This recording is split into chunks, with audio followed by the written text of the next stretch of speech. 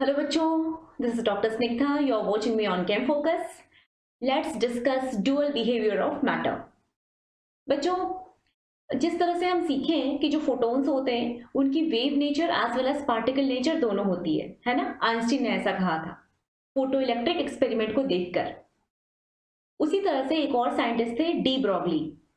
उन्होंने कहा कि जो पार्टिकल्स होते हैं उसकी भी particle as well as wave nature होती है।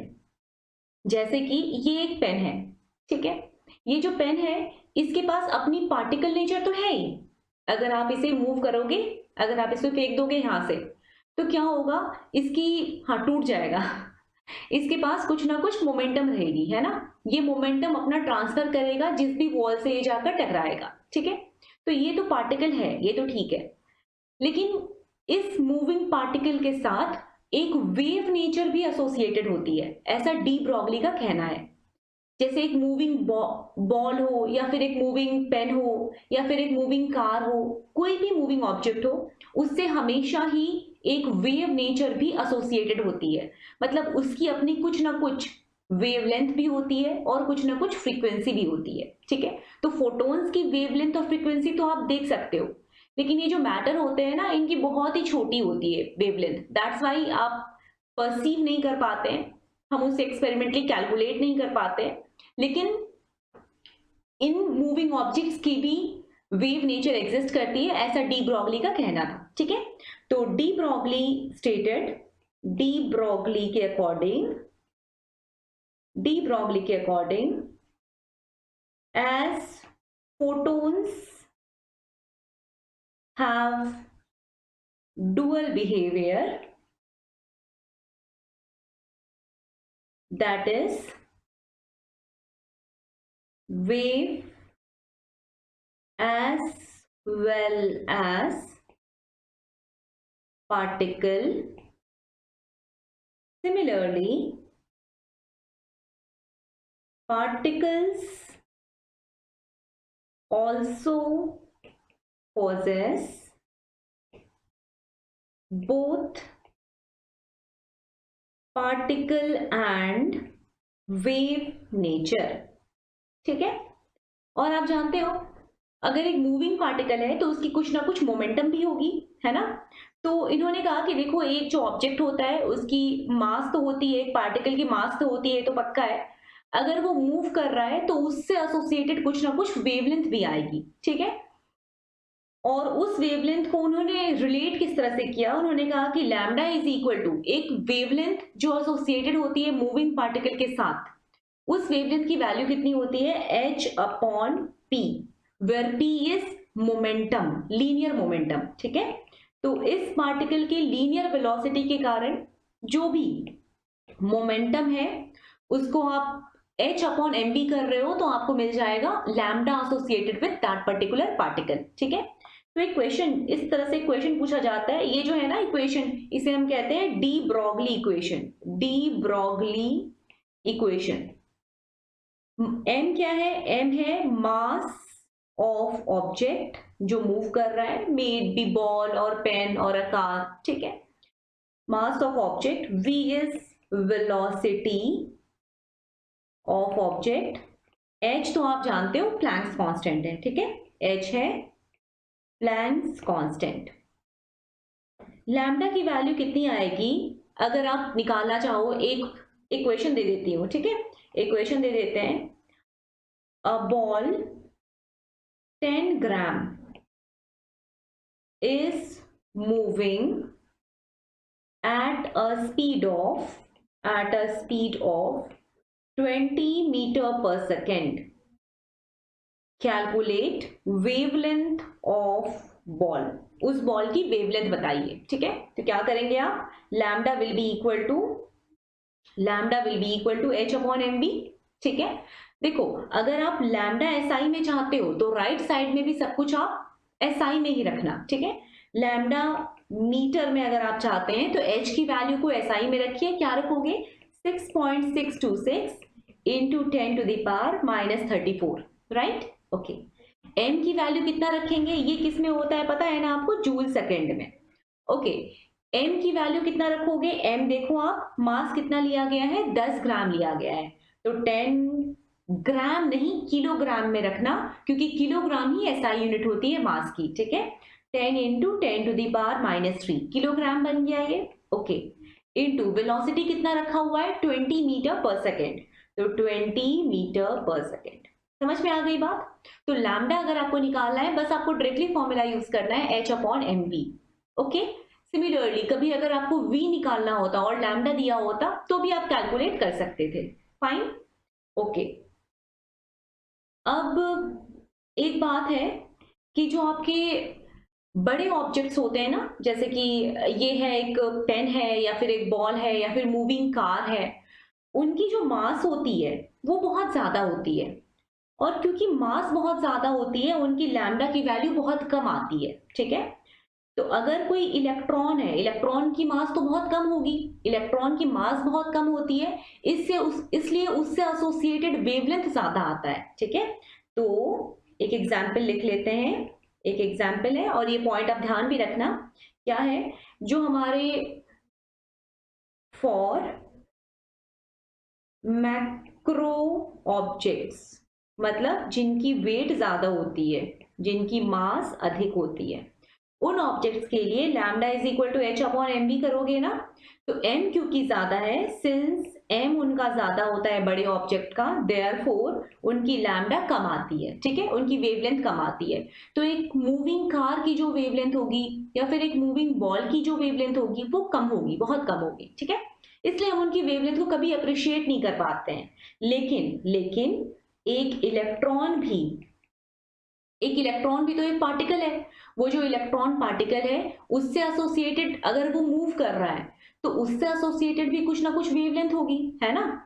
तो आप अगर इलेक्ट्रॉन का लैम्डा देखोगे तो h/mv करोगे, और आप जानते हो मास ऑफ इलेक्ट्रॉन बहुत कम होता है, देयरफॉर लैम्डा ऑफ इलेक्ट्रॉन ज्यादा आएगा, ठीक है।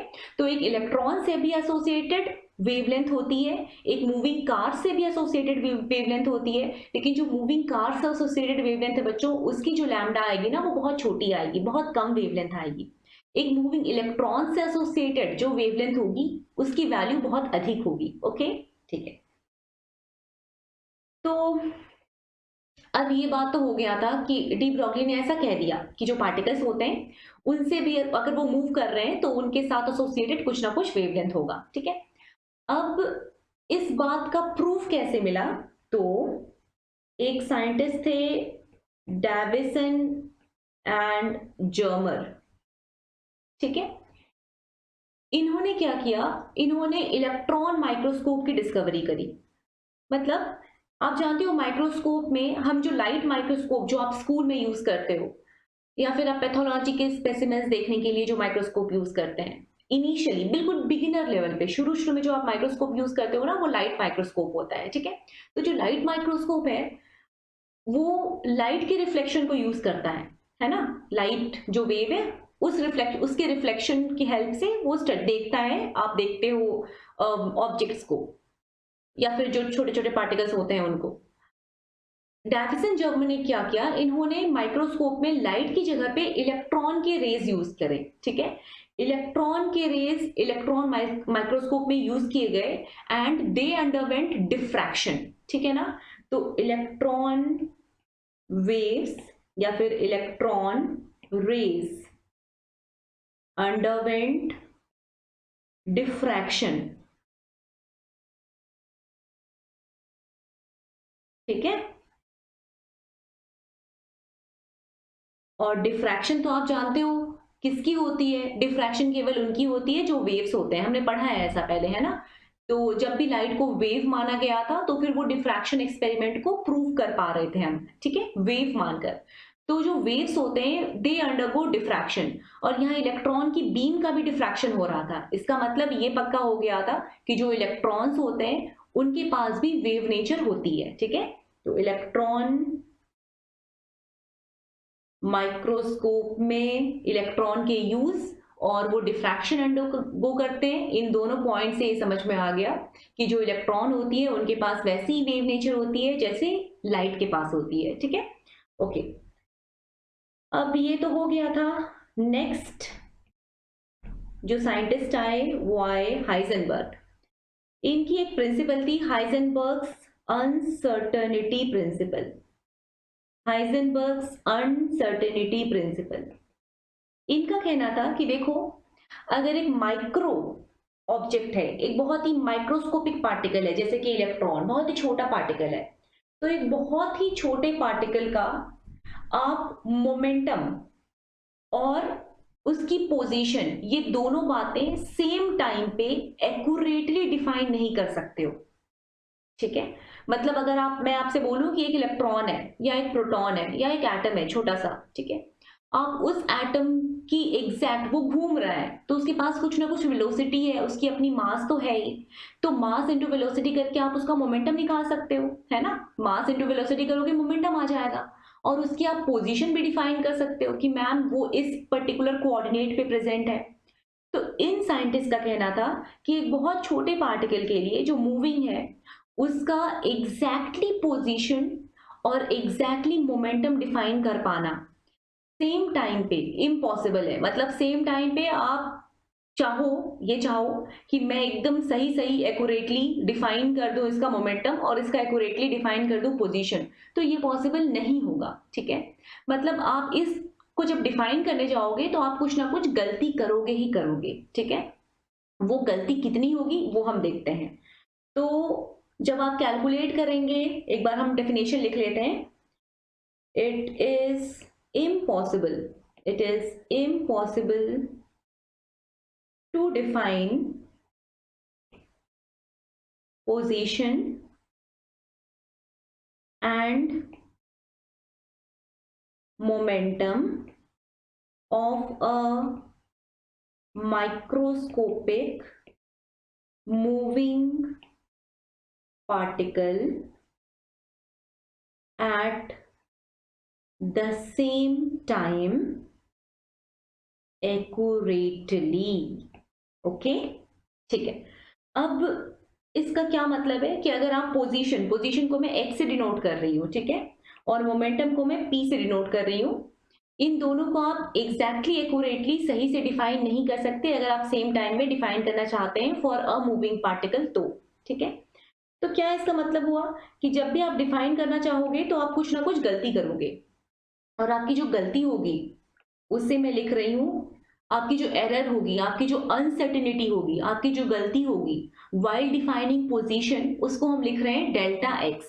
ठीक है, और आपकी जो गलती होगी, जो अनसर्टेनिटी होगी, जो एरर होगी वाइल डिफाइनिंग मोमेंटम, उसे मैं लिख रही हूं डेल्टा पी। इन दोनों का जो प्रोडक्ट होगा वो हमेशा हमेशा या तो ज्यादा होगा या फिर एटलीस्ट वो बराबर होगा h/4 के। तो आप कम से कम h/4 की जितनी गलती तो करोगे ही करोगे, या फिर उससे ज्यादा भी कर सकते हो। इतना तो पक्का ही है कि करोगे। कब? जब आप डिफाइन करने जाओगे पोजीशन और momentum at a particular time of a moving particle. ठीक है, ओके। तो आपकी जो गलती है वो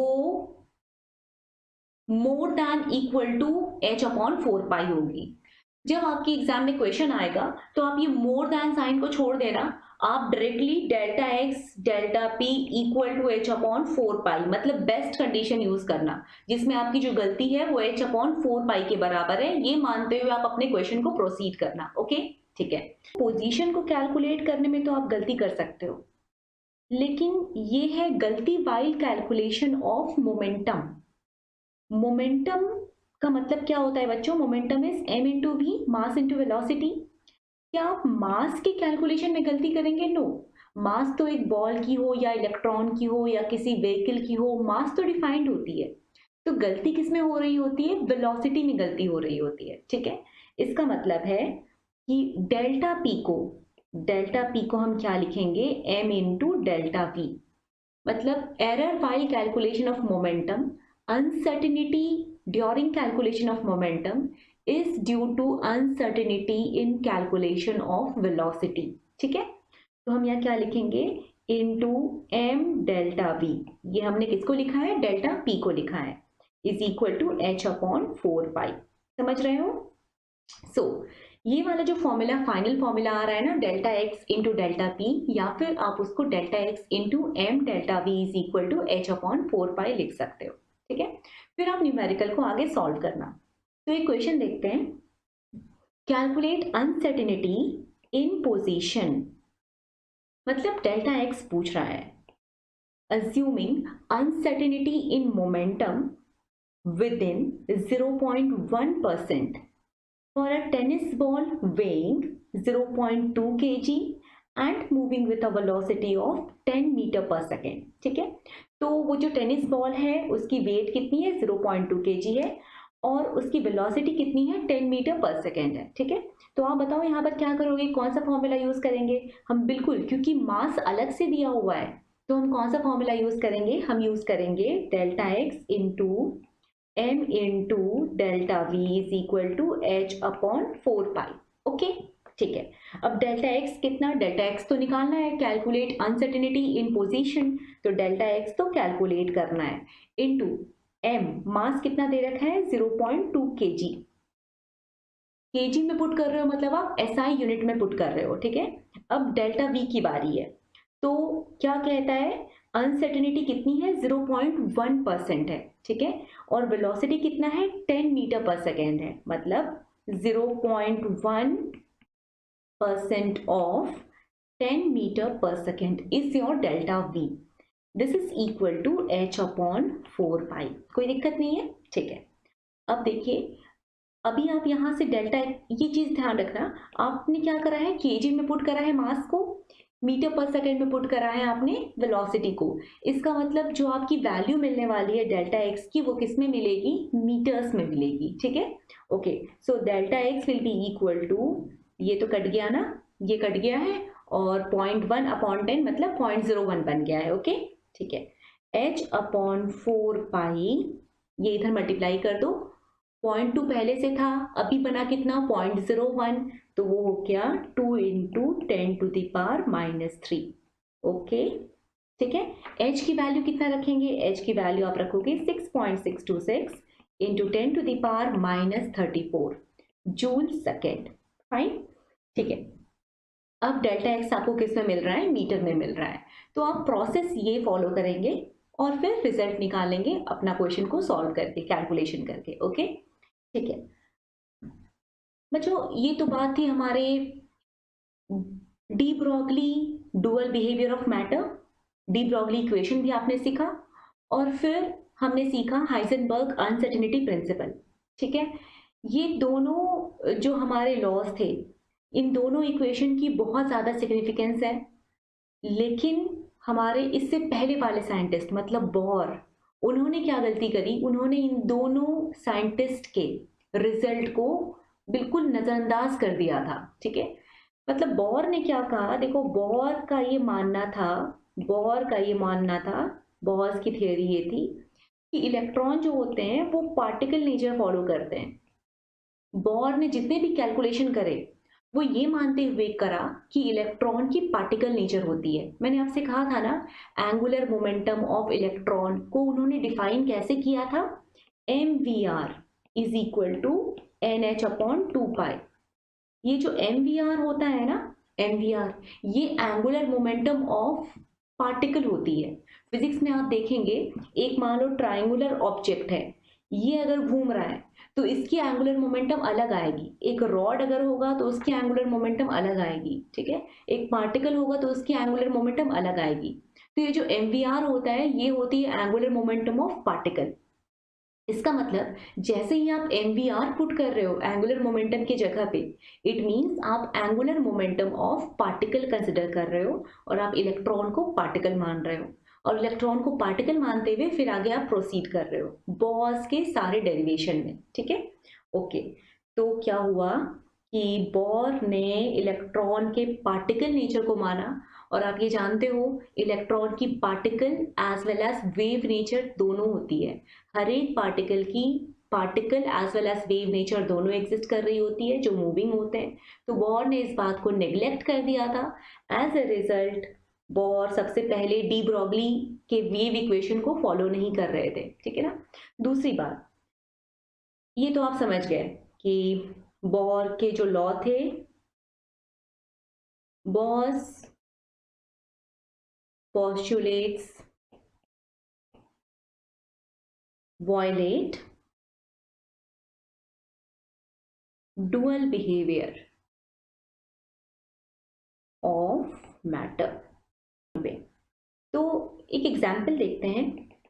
मैं आपसे ये कह रही हूँ कि आपके पास एक पार्टिकल है ए, वो time t is equal to 1 second पे यहाँ पर है, time t is equal to 2 second पे यहाँ पर है, 3 पे यहाँ पर है, फिर यहाँ पे है, फिर यहाँ पे है, फिर यहाँ पे है। ठीक है, आप बताओ, आप क्या बता सकते हो इस पार्टिकल की मोशन किस तरह से है? क्या ये लीनियर पाथ फॉलो कर रहा है या जिगजैग पाथ फॉलो कर रहा है? बता पाओगे क्या? नहीं। हो सकता है कि ये पार्टिकल इस पाथ को फॉलो करके यहाँ पर आया हो, फिर यहाँ गया हो, फिर यहाँ गया हो। ये भी हो सकता है कि ये पार्टिकल ये अजीब से पाथ को फॉलो करके यहाँ पर लैंड किया हो, फिर यहाँ से उठाओ, फिर यहाँ पे पहुंचाओ, फिर यहाँ से उठाओ, फिर यहाँ पे पहुंचाओ, है ना? तो मैं पार्टिकल का पोजीशन को अगर डिफाइन कर रही हूँ तो पार्टिकल के पोजीशन को डिफाइन करने से काम नहीं चलेगा। आपको कुछ भी नहीं पता चलेगा अगर मैं पार्टिकल का पोजीशन सिर्फ बताऊं तो। अगर मैं आपको ये बताऊं कि हर एक मोमेंट पे पार्टिकल कहाँ पर है वो मैं बताऊं, और साथ ही मैं पार्टिकल का डायरेक्शन भी बता दूं। जब मैं ये बता रही हूँ कि पार्टिकल कहाँ कहाँ पर है at t is equal to 1 2 3 4 5 6 7 seconds, तो साथ ही मैं ये भी बता दूं कि पार्टिकल की डायरेक्शन ऑफ मूवमेंट क्या है। ये रही पार्टिकल की डायरेक्शन ऑफ मूवमेंट। ठीक है, तो जब मैं ये भी बता देती हूँ ना कि पार्टिकल की डायरेक्शन ऑफ मूवमेंट ये वाली है, इसका मतलब अब आप कह सकते हो कि हाँ, पार्टिकल लीनियर मोशन को फॉलो कर रहा है, लीनियर पाथ फॉलो कर रहा है, स्ट्रेट लाइन पाथ फॉलो कर रहा है। इसका मतलब है कि पार्टिकल के पाथ को डिफाइन करने के लिए, पार्टिकल के पाथ को डिफाइन करने के लिए मुझे क्या क्या बताना पड़ा? मुझे हर मोमेंट पे पोजीशन भी बताना पड़ा, हर टाइम इंटरवल पे मैंने पोजीशन बताया, और साथ ही मैंने direction of movement of particle को भी डिफाइन किया, है ना? डायरेक्शन ऑफ मूवमेंट को भी डिफाइन किया। अगर मैं डायरेक्शन ऑफ मूवमेंट को डिफाइन नहीं करती फिर तो हो सकता था पार्टिकल यहां से यहां पहुंचने के लिए ये वाला पाथ अज्यूम कर लेता, वो भी कर सकता था, या फिर कोई और पाथ अज्यूम कर लेता, है ना? तो पाथ को डिफाइन करने के लिए इंपॉर्टेंट है कि आपको हर एक मोमेंट पे position as well as direction of movement, वो किस दिशा में आगे बढ़ रहा है, ये भी पता हो। ठीक है, चलिए अब थोड़ा देखते हैं, एक और एग्जाम्पल बताती हूँ। एग्जाम्पल, एक पार्टिकल यहाँ पर है, यहाँ पर है, यहाँ पर है, यहाँ पर है, यहाँ पर है, मैंने उसकी पोजीशन को डिफाइन कर दिया, और साथ ही मैंने आपसे कह दिया कि पार्टिकल की डायरेक्शन ये वाली है, पार्टिकल की डायरेक्शन ये वाली है। अब आप बता दोगे ना पार्टिकल की पाथ क्या है? अब आप बता दोगे यस, पार्टिकल की पाथ कैसी होगी? सर्कुलर पाथ होगी, क्योंकि एक सर्कुलर पाथ वाला जो पार्टिकल होता है उसकी डायरेक्शन आप कैसे डिफाइन करते हो? टैंजेंशियली, है ना? तो बच्चों, अगर कभी भी आपको एक पार्टिकल का पाथ डिफाइन करना है तो इंपॉर्टेंट है कि आप पोजीशन को भी एक्यूरेटली डिफाइन करो और साथ ही डायरेक्शन को भी एक्यूरेटली डिफाइन करो। और डायरेक्शन ऑफ मूवमेंट, आपको ये पता है डायरेक्शन कहाँ पर प्रेजेंट होता है? अगर एक पार्टिकल की आप वेलोसिटी डिफाइन कर रहे हो ना, वेलोसिटी, तो velocity contains speed plus direction, है ना? वेलोसिटी का मतलब होता है कि आपने डायरेक्शन को भी डिफाइन कर दिया और स्पीड को भी डिफाइन कर दिया।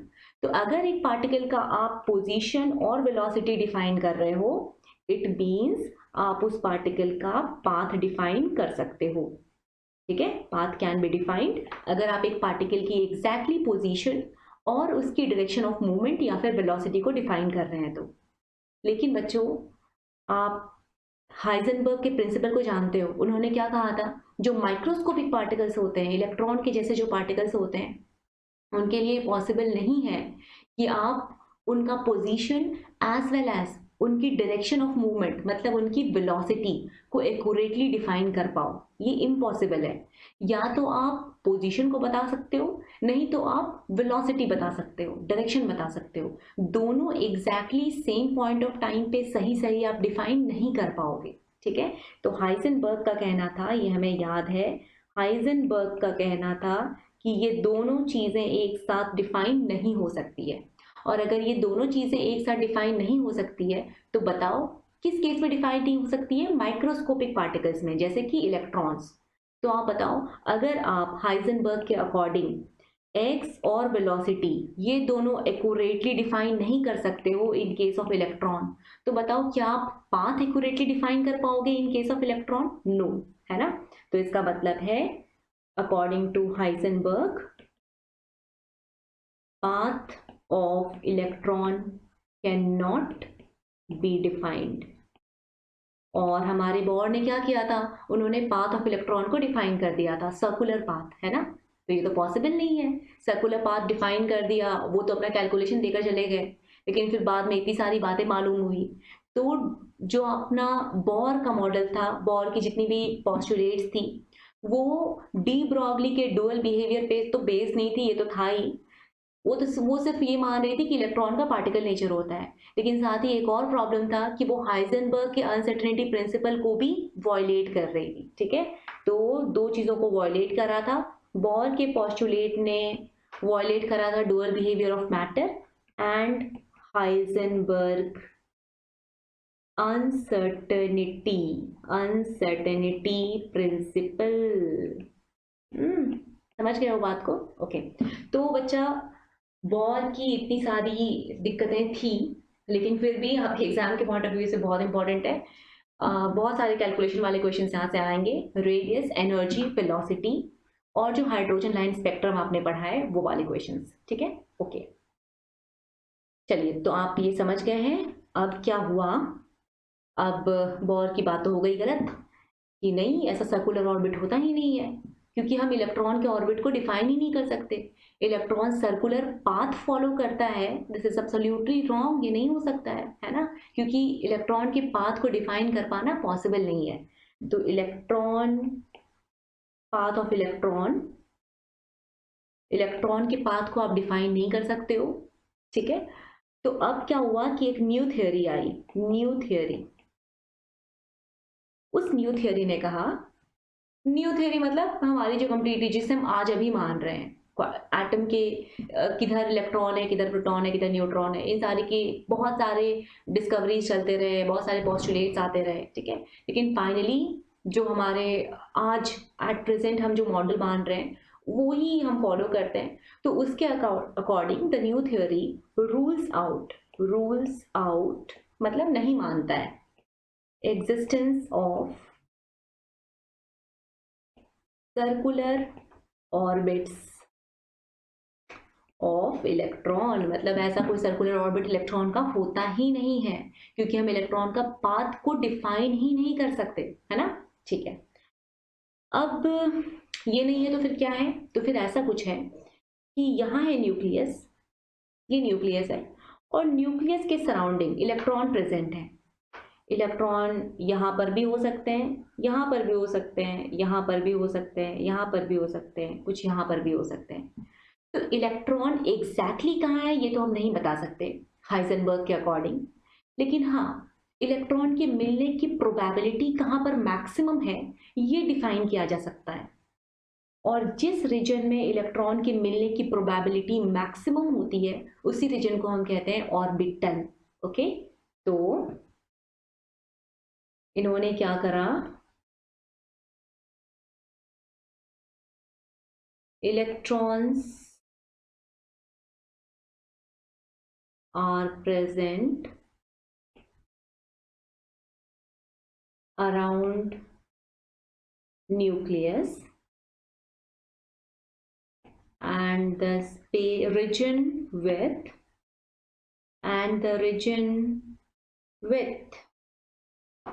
maximum probability of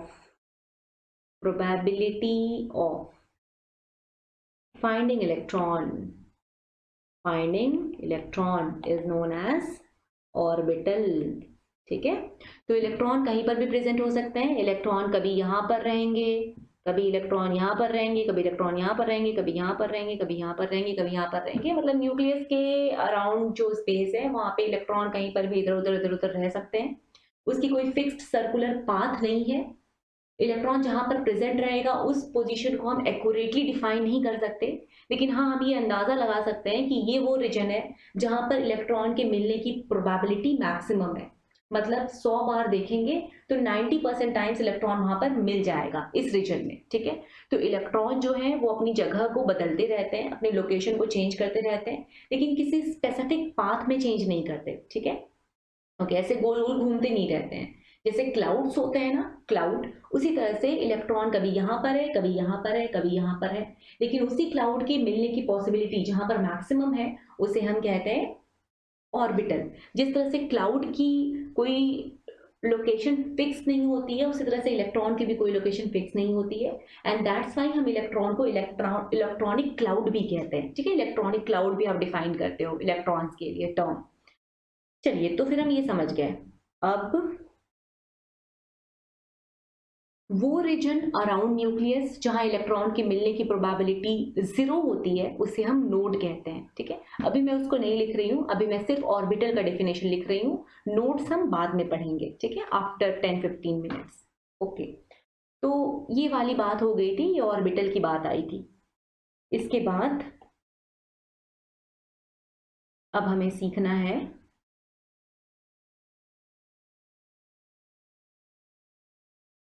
quantum numbers. देखो, जब भी कभी आप मैक्रोस्कोपिक पार्टिकल की स्टडी करते हो ना, मतलब बड़े बड़े पार्टिकल्स लाइक बॉल की स्टडी कर रहे हो, कार की स्टडी कर रहे हो, बड़े बड़े ऑब्जेक्ट्स की स्टडी कर रहे हो, तो उस स्टडी को हम कहते हैं क्लासिकल मैकेनिक्स। तो कभी भी आप मूवमेंट ऑफ बॉल स्टडी करो जो आप फिजिक्स में करते हैं, ठीक है, तो movement of macroscopic objects, movement of macroscopic objects, ये जब आप स्टडी करते हैं मूवमेंट ऑफ मैक्रोस्कोपिक ऑब्जेक्ट्स, तो ये आप करते हो क्लासिकल मैकेनिक्स में, ठीक है। लेकिन जब आप मूवमेंट ऑफ माइक्रोस्कोपिक पार्टिकल की स्टडी करते हो, जैसे कि इलेक्ट्रॉन, प्रोटॉन, न्यूट्रॉन, तो उसे आप कहते हो क्वांटम मैकेनिक्स। तो study of movement of microscopic particles को हम कहते हैं क्वांटम मैकेनिक्स, और जो बड़े बड़े ऑब्जेक्ट की स्टडी होती है, उनके मूवमेंट की स्टडी होती है, उसे आप कहते हो क्लासिकल मैकेनिक्स, ठीक है। क्लासिकल मैकेनिक्स जो है उसके फादर कौन है? न्यूटन। और हमारे यहाँ पे जो क्वांटम मैकेनिक्स है इसके फादर हैं श्रोडिंजर, ठीक है। तो क्वांटम मैकेनिक्स के एंटायर सारे प्रॉब्लम को सॉल्व करने वाले श्रोडिंजर हैं, और श्रोडिंजर इक्वेशन से इलेक्ट्रॉन से रिलेटेड बहुत हद तक बहुत सारी प्रॉब्लम सॉल्व हो गई थी, ठीक है। तो श्रोडिंजर हमारे बहुत ही रेफरेंट साइंटिस्ट हैं जो हमें एटॉमिक स्ट्रक्चर में बहुत हेल्प किए हैं, ठीक है। तो फाइनली आज जो हम मॉडल मान रहे हैं वो श्रोडिंजर के अकॉर्डिंग ही मान रहे हैं। श्रोडिंजर का क्या था? इनका एक इक्वेशन था, इन्होंने अपना एक इक्वेशन दिया था, और इक्वेशन इन्होंने अपना मेंशन तो करा, वो तो ठीक है। इक्वेशन देने के बाद इन्होंने उस इक्वेशन को सॉल्व किया, ठीक है। इक्वेशन को सॉल्व करने के लिए, जैसे आप अपनी इक्वेशन में मैथ्स में क्या करते हो? एक्स फंक्शन यूज करते हो, है ना। वैसे ही इन्होंने क्या किया था, अपने इक्वेशन में एक साई फंक्शन यूज किया था, साई, ये फंक्शन, ठीक है। इस फंक्शन की कोई फिजिकल सिग्निफिकेंस नहीं है, मतलब ऐसा नहीं है कि साई किसी को रिप्रेजेंट कर रहा है, कोई फिजिकल सिग्निफिकेंस नहीं है। जैसे आप मैथ्स में जो एक्स यूज करते रहते हो हर जगह पे, उसका कोई फिजिकल सिग्निफिकेंस नहीं है ना। कोई आपसे पूछे ये एक्स क्या है, तो कुछ नहीं है, वो एक इक्वेशन को सॉल्व करने के लिए, वैल्यू तक पहुंचने के लिए आप एक्स को यूज किए। उसी तरह से साई की कोई फिजिकल सिग्निफिकेंस नहीं है इन रियल वर्ल्ड। लेकिन एक होता है साई स्क्वायर, साई स्क्वायर, ये जो साई स्क्वायर होती है ना, इसकी फिजिकल सिग्निफिकेंस होती है। तो साई का जब आप स्क्वायर करते हैं उसकी फिजिकल सिग्निफिकेंस होती है, साई की कोई फिजिकल सिग्निफिकेंस नहीं है, ओके, ठीक है। अब जब श्रोडिंजर के इक्वेशन को सॉल्व करा, उन्होंने अपने इक्वेशन को सॉल्व किया, तो साई की कुछ वैल्यू मिली। एक इक्वेशन को सॉल्व करने पे साई की 3 वैल्यू मिलती है, 3 वैल्यू मिलती है साई की, ठीक है। और वो जो 3 वैल्यू मिलती है साई की, वो आपको इलेक्ट्रॉन के घर तक लेकर जाता है। एड्रेस ऑफ इलेक्ट्रॉन वही होता है, ठीक है। जैसे मुझे आपका घर ढूंढना हो, तो मुझे क्या क्या चाहिए होगा? आप किस कंट्री में रहते हो, आप किस सिटी में रहते हो, सिटी में आप किस कॉलोनी में रहते हो, है ना, या फिर आप किस सिटी में रह रहे हैं, कॉलोनी कौन सी है आपकी, फ्लैट नंबर कौन सा है, ठीक है। तो सिमिलरली अगर आपको एक इलेक्ट्रॉन का घर ढूंढना है, इलेक्ट्रॉन कहाँ रह रहा है ये जानना चाहते हैं, इलेक्ट्रॉन का घर ढूंढना चाहते हैं, तो आपको इलेक्ट्रॉन का एड्रेस चाहिए होगा। और इलेक्ट्रॉन का जो कंप्लीट एड्रेस है, पूरा इलेक्ट्रॉन का कंप्लीट रेजिडेंशियल एड्रेस, उसकी इंफॉर्मेशन किसके पास है? साई के पास है। तो साई सॉल्व होने पे, इक्वेशन सॉल्व होने पे साई की 3 वैल्यू आती है। वो 3 value complete address, complete information contain करती है ऑफ इलेक्ट्रॉन। इलेक्ट्रॉन कहाँ पाया जाएगा, इलेक्ट्रॉन की क्या कोऑर्डिनेट होगी, ये आपको पता चलता है साई की वैल्यूज से। ठीक है, तो चलिए अब हम लिख लेते हैं इन सारी बातों को जल्दी से। Schrodinger equation, Schrodinger equation, Schrodinger equation solve होने पे श्रोडिंगर इक्वेशन पहले तो लिख लो आप, is the governing equation of quantum mechanics, is the governing equation of quantum mechanics. ठीक है, of quantum mechanics, quantum mechanics. Psi is known as wave function. It has got no physical significance. ठीक है, इसकी कोई भी physical significance नहीं है। तो फिजिकल सिग्निफिकेंस किसकी होती है? साई स्क्वायर की फिजिकल सिग्निफिकेंस होती है। ये क्या बताता है? ये बताता है प्रोबेबिलिटी। साई स्क्वायर का मतलब है probability density of finding electron. ठीक है, probability density of finding electron is Sai square. Sai square आपको बताता है कि एक इलेक्ट्रॉन के मिलने की पॉसिबिलिटी मैक्सिमम कहाँ पर है या फिर मिनिमम कहाँ पर है। तो कहाँ पर क्या प्रोबेबिलिटी है ये साई स्क्वायर बताएगा। ठीक है, साई स्क्वायर मैक्सिमम कहाँ पर होगा? Probability of finding electron maximum कहाँ पर होगी? ऑर्बिटल, है ना।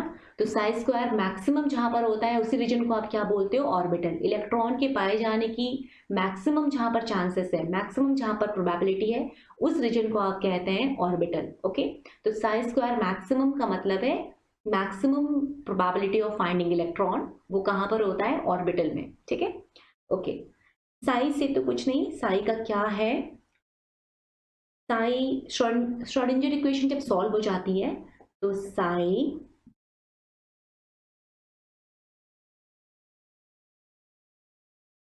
on solving Schrodinger equation, on solving Schrodinger equation, 3 values of psi are obtained। और ये जो 3 values आई है psi की, they are known as quantum numbers. ठीक है, तो ये जो 3 वैल्यू आती है साई की, उसे ही हम कहते हैं क्वांटम नंबर। और ये क्या होती है? दे कंटेन कंप्लीट इंफॉर्मेशन और एड्रेस ऑफ इलेक्ट्रॉन। समझ गए हो? ओके, तो ये जो 3 वैल्यू ऑब्टेन हो रही है साई की, जैसे कि साई की कुछ वैल्यूज ऑब्टेन होगी, लेट सपोज ऑब्टेन हो रही है 1 0 0 ऐसे करके वैल्यू ऑब्टेन हुई है। तो ये क्या रिप्रेजेंट कर रहा होता है? ये तीनों रिप्रेजेंट कर रहा होता है क्वांटम नंबर्स को। ठीक है, तो अभी हम इस पॉइंट को सीखेंगे बहुत ही एलैबोरेट तरीके से। ये जो फर्स्ट वाली वैल्यू है साई की, वो बताता है प्रिंसिपल क्वांटम नंबर। ठीक है, ये होता है सेकेंडरी क्वांटम नंबर, और ये लास्ट वाला होता है मैग्नेटिक क्वांटम नंबर। मैं इसको डिटेल में भी बताऊंगी।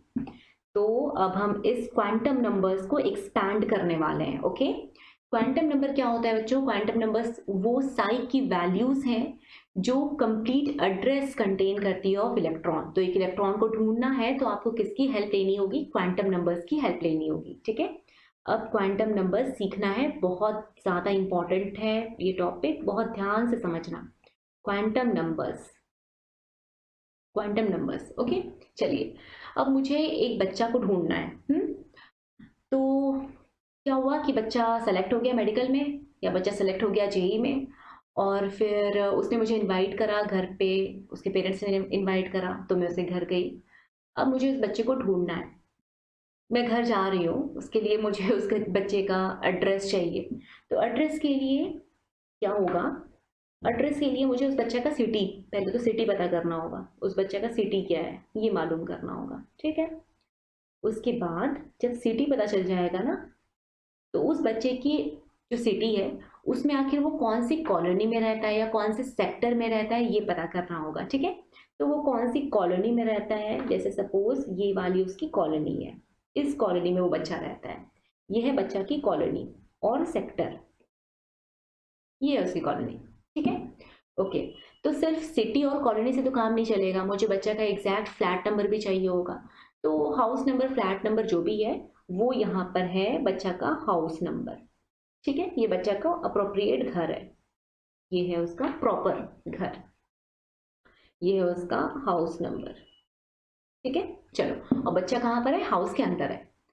अब ये जो सिटी है ना, सिटी है, ये सिटी इलेक्ट्रॉन के केस में हो जाएगा principal quantum number, principal quantum number, ठीक है। इलेक्ट्रॉन के केस में इसे ही आप बोलोगे प्रिंसिपल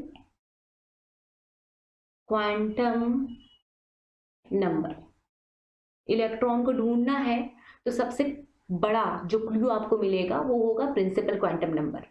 उस सिटी के अंदर, मतलब प्रिंसिपल क्वांटम नंबर के अंदर बहुत सारे कॉलोनीज होंगे, और इसमें से एक कॉलोनी होगी उस बच्चे की कॉलोनी, ठीक है। ये होता है सेकेंडरी क्वांटम नंबर, ओके। और जो हाउस है, प्रॉपर हाउस, वो होता है magnetic quantum number, okay, also known as, देखते हैं मैग्नेटिक क्वांटम नंबर को और क्या बोलते हैं, ये क्या रिप्रेजेंट करता है वो भी देखेंगे, ठीक है। जो प्रिंसिपल क्वांटम नंबर होता है ना, वो क्या रिप्रेजेंट करता है, प्रिंसिपल क्वांटम नंबर बताता है शेल, ओके, ये रिप्रेजेंट करता है शेल को,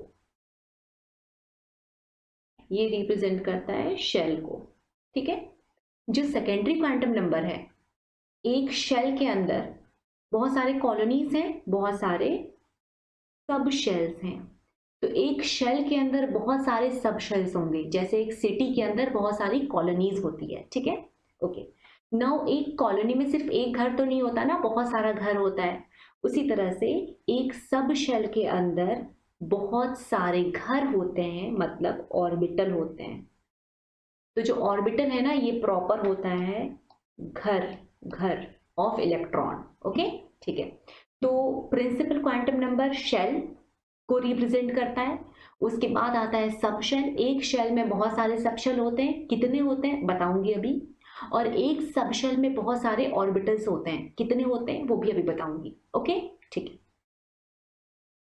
तो अब एक एक करके सबसे पहले, और इन तीनों की वैल्यू, ये जो प्रिंसिपल क्वांटम नंबर आप देख रहे हो, सेकेंडरी क्वांटम नंबर देख रहे हैं, और मैग्नेटिक क्वांटम नंबर देख रहे हो, शेल, सबशेल और ऑर्बिटल, इन तीनों की वैल्यू साई को सॉल्व करने से आपको मिल जाती है। तो जब आप साई सॉल्व करते हो ना, तो आपको तीन वैल्यूज मिलती हैं। जब आप श्रोडिंगर के इक्वेशंस को सॉल्व करते हैं तो आपको तीन वैल्यू मिलती है। वो किसकी किसकी वैल्यू होती है, एक शेल को रिप्रेजेंट कर रही होती है पहली वाली, दूसरी वाली सब शेल को रिप्रेजेंट कर रही होती है, और तीसरी वाली ऑर्बिटल को रिप्रेजेंट कर रही होती है, ओके, समझ में आ गया, ओके। अब क्या है, एक एक करके सारे पॉइंट्स को समझते जाएंगे हम लोग। पहला है principal quantum number, okay, principal quantum number. Principal quantum number किसको रिप्रेजेंट करता है, शेल को रिप्रेजेंट करता है। पहला बात तो ये है, इसको रिप्रेजेंट कर रहा है शेल को। दूसरी बात, प्रिंसिपल क्वांटम नंबर को शॉर्ट में हम स्मॉल एन भी लिखते हैं, small n, okay. Quantum numbers जब आप सीखेंगे तो हर एक क्वांटम नंबर के करस्पॉन्डिंग उसको डिनोट करता हुआ एक अल्फाबेटिकल लेटर भी होगा, ठीक है। जैसे कि कभी आप बोल रहे हो 1, तो उसकी करस्पॉन्डिंग एक अल्फाबेटिकल लेटर भी होगा फॉर एवरी क्वांटम नंबर। तो शेल कौन कौन से होते हैं? शेल होता है K shell, L shell, M shell, N shell and so on, KLMN, ठीक है। के शेल को, ये तो अल्फाबेटिकल नोटेशन हो गया। हर एक क्वांटम नंबर का एक न्यूमेरिकल नोटेशन होता है और एक अल्फाबेटिकल नोटेशन होता है। जो न्यूमेरिकल नोटेशन है, इस केस में के, जब आप अल्फाबेटिकली के शेल बोलोगे तो उससे ही आप और क्या कह सकते हो? n is equal to 1। जब आप बोलोगे एल शेल तो उसे ही आप क्या कह सकते हो? n is equal to 2। जब आप बोलोगे एम शेल तो उसे ही आप क्या कह सकते हो? n is equal to 3। और जब आप बोलोगे एन शेल तो उसे ही आप क्या कह सकते हो? n is equal to 4। I hope आप समझ गए हो ये पॉइंट, है ना? ओके। तो शेल्स हैं प्रिंसिपल क्वांटम नंबर, एक न्यूमेरिकल और एक alphabetical notation for each and every quantum number defined होता है।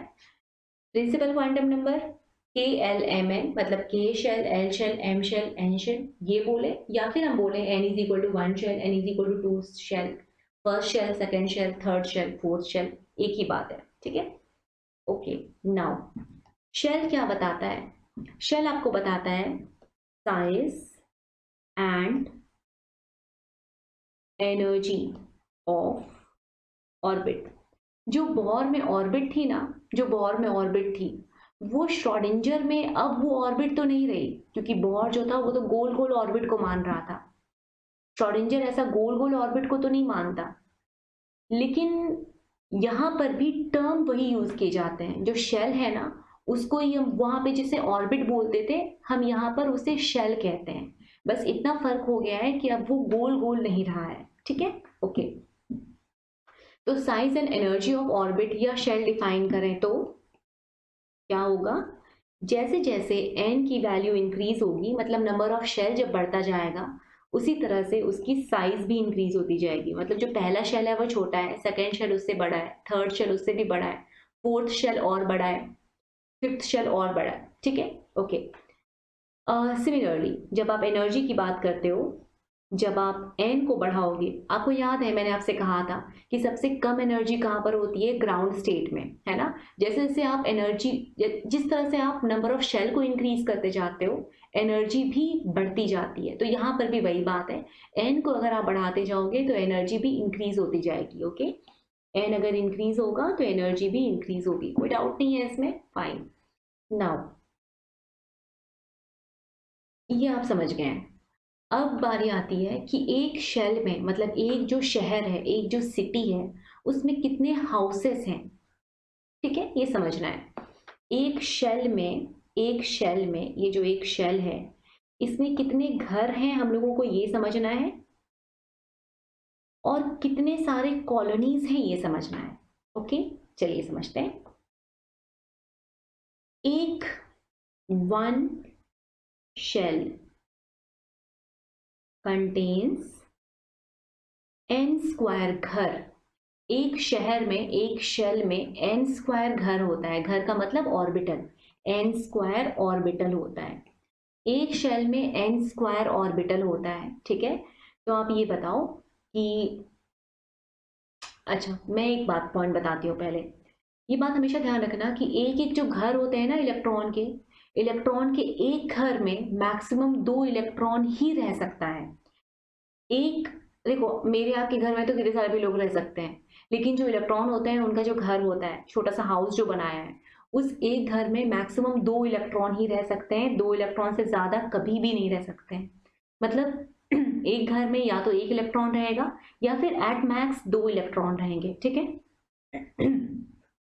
तो वन ऑर्बिटल, घर बोले तो orbital, one orbital contain, one orbital contains maximum of 2 electrons. Okay, एक शेल में कितना घर? n स्क्वायर घर। एक शहर में n स्क्वायर घर, n स्क्वायर ऑर्बिटल। एक घर में 2 इलेक्ट्रॉन मैक्सिमम रह सकते हैं, तो आप बता सकते हो one shell can contain maximum of कितने इलेक्ट्रॉन्स, 2n² इलेक्ट्रॉन्स, है ना। समझ में आ गई बात है। n² ऑर्बिटल है, एक ऑर्बिटल में 2 इलेक्ट्रॉन है, तो टोटल नंबर ऑफ इलेक्ट्रॉन्स कितना हो जाएगा 2n²। तो one shell contains maximum of 2n² electrons. Okay, ठीक है। अब बारी आती है कि एक शेल में कितने सब शेल होते हैं। वन शेल, एक जो शहर है उसमें कितने सारे कॉलोनीज होते हैं, ये भी तो सीखना है। वन शेल कंटेन, या फिर ऐसे लिख लो, nth शेल कंटेन n सब शेल्स। ओके, जैसे कि अगर आपके पास फर्स्ट शेल है, फर्स्ट शेल पहला शेल है, मतलब n इज इक्वल टू 1 है, n इज इक्वल टू 1, या बोले तो k शेल। ये जो k शेल है इसमें कितने सब शेल होंगे, इसमें होंगे कितने सब शेल, 1 सब शेल। तो जो शहर नंबर 1 है उसमें कितने कॉलोनीज हैं, उसमें सिर्फ एक कॉलोनी है। जो शहर नंबर 2 है, सेकेंड शेल, मतलब n इज इक्वल टू 2, मतलब l शेल, इसमें कितने कॉलोनीज होंगे, 2 सब शेल होंगे, मतलब शहर नंबर 2 में 2 सब शेल है। ठीक है, ये ध्यान रखना, nth शेल कंटेन्स n सब शेल्स।